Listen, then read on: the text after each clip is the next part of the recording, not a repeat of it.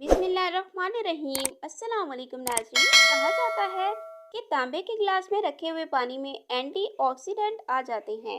ये free radical से damage होने वाले नुकसानात को बचाते हैं, यानी बुढ़ापे के असरात को कम करने, चेहरे पर झुर्रियों को कम करने और ये एंटी एजिंग का काम भी करती है। जी हाँ, तो आज मैं आपसे शेयर करूंगी तांबे के गिलास में रखे पानी की अफादियत।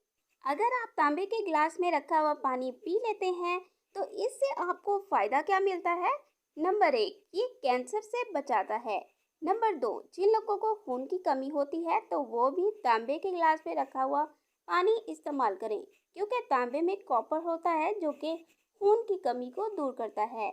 नंबर 3, ये पानी जिगर के लिए भी बहुत अच्छा है। नंबर 4, इस पानी से यरकान होने के चांस बहुत कम होते हैं। नंबर 5, डायरिया होने के इम्कान को काफ़ी हद तक कम करता है। और सबसे मज़े की बात यह है कि ये पानी में खराब बैक्टीरिया को ख़त्म करता है।